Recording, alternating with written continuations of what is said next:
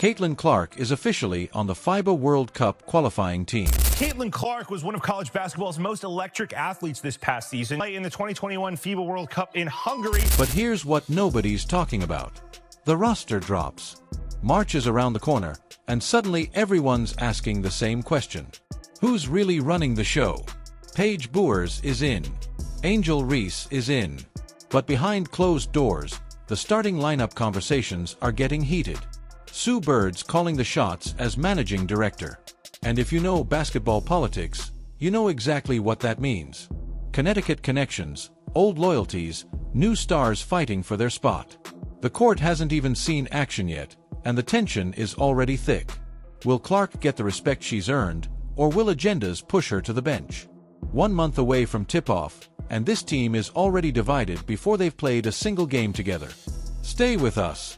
What happens next will shock you. The roster that broke the internet. When USA Basketball dropped the roster for the FIBA World Cup qualifying, social media went crazy. Our goal was to qualify, and we did that. Caitlin Clark's name was right there at the top, not buried somewhere in the middle, not mentioned as an afterthought. She's in officially. The announcement came on a Tuesday afternoon. Within minutes, Twitter exploded. Instagram feeds are filled with reactions. Basketball fans who hadn't checked their phones in hours suddenly had dozens of notifications. Everyone wanted to talk about the same thing. Clark made the team, and the way they listed the players mattered alphabetically. No, by experience. Not quite. But Clark's name appeared early enough that you knew this wasn't some token inclusion. She's part of the core group they're building around. And this is her first time representing the senior national team in a real competition. Sure, she's worn the red, white, and blue before in junior tournaments, but this is different. This is the big stage. World Cup qualifying means something. These games count. Win here and you're playing for gold in Berlin come September. Lose and you're watching from home while other countries celebrate. The pressure is real from day one. The full roster is stacked with talent. You've got veterans like Kelsey Plum and Chelsea Gray, both Olympic gold medalists. These aren't players hoping to make a name for themselves. They've already done that. Jackie Young, Derek Homme, and Rayvon Howard, these women know what it takes to win at the highest level. They've been in hostile arenas overseas. Muse, they've played in championships where one possession decides everything. They understand the mental side of international competition in ways that younger players are still learning. Then you've got the young blood. Caitlin Clark, Paige Bueckers, Angel Reese, Kiki Irefan, Sonia Citron, Aaliyah Boston. Every single one of these players was a star in college. Every one of them has highlight reels that go viral. Oh, great fake from Boston, who lays it in! But college success doesn't automatically translate to international success. The game is faster and more physical. Refs let players get away with contact that would be a foul in the NCAA. Three-point lines are at different distances. Court dimensions aren't quite the same. It's an adjustment period that some players handle better than others. What stands out is who's not on this roster. No Aya Wilson, no Brianna Stewart, no Sabrina Ionescu, no Alyssa Thomas. The big names are sitting this one out. And honestly, that might be the best thing that could happen. Give the next generation a chance to prove themselves without the shadows of superstars hanging over them. When Stewart and Wilson are on the roster, everyone knows who the go-to players are. The offense runs through them. Other players become role players, whether they like it or not. But with those stars taking a break for World Cup qualifying, suddenly there's opportunity. Minutes are available. Starting spots are up for grabs. Young players can show what they're capable of when the ball is actually in their hands. But here's where it gets interesting. 12 players made the roster. Only 5 can start. And right now, there's a battle brewing behind the scenes that nobody's talking about publicly. Who gets to run the point? Who controls the offense? Who gets the ball in their hands when the game is on the line? The veterans expect respect for what they have accomplished. The young stars expect playing time based on current ability. Those two expectations don't always align, and when they clash, coaches have to make difficult decisions that leave someone unhappy. Clark just came off a season where she averaged 19.2 points and 9.0 assists per game for the Indiana Fever. She's the NCAA all-time leading scorer. Make it 8 assists for Caitlin Clark. All-star team coming out, the pocket pass. She changed the entire landscape of women's basketball just by existing. Her jersey sales broke records. Her games brought in viewership numbers that made executives do double takes. She's the reason casual fans started paying attention to the WNBA.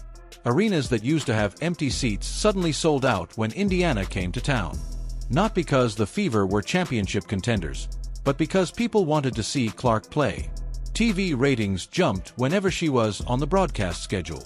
Sponsors started throwing money at the league because they saw the potential. One player shifted the entire trajectory of professional women's basketball. As we all know, Caitlin Clark has changed the face of the WNBA, whether it's ticket sales, how to play the game. So, why is there even a question about whether she should start? Because basketball isn't just about talent. It's about relationships, politics, and who you know, and that's where things get complicated.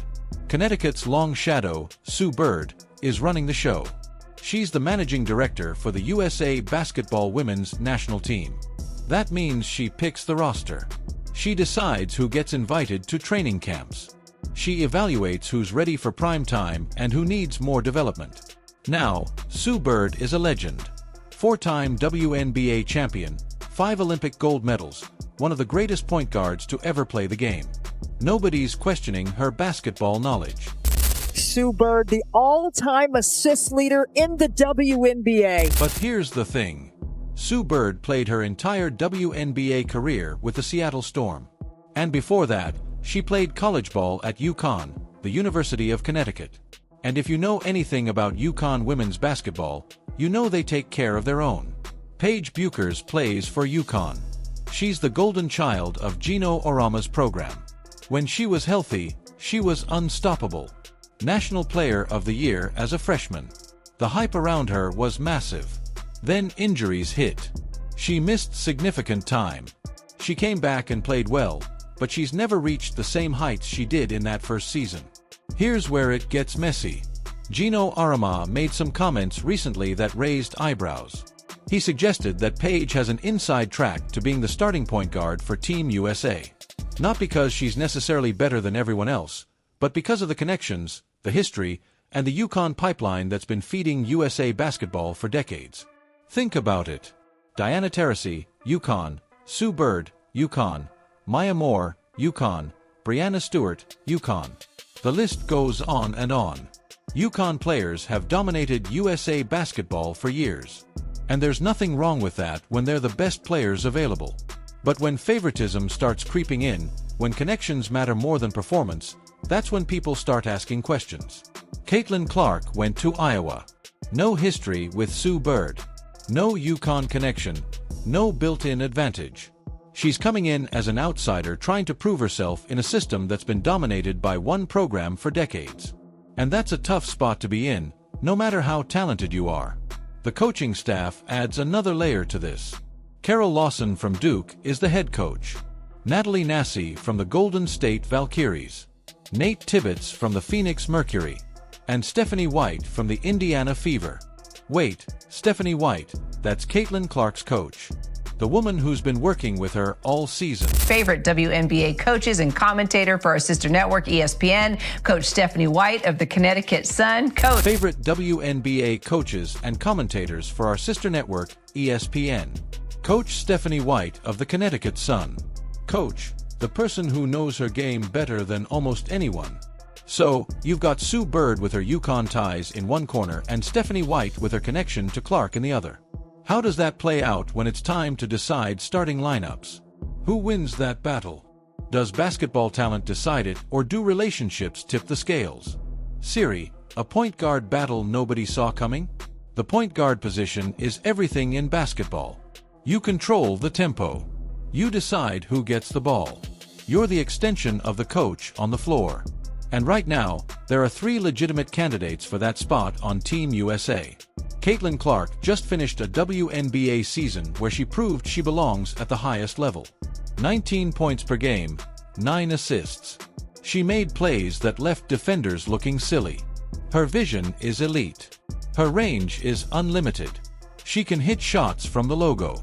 She can thread passes through traffic that nobody else even sees. When she's on the court, defenses have to respect her from the moment she crosses half court.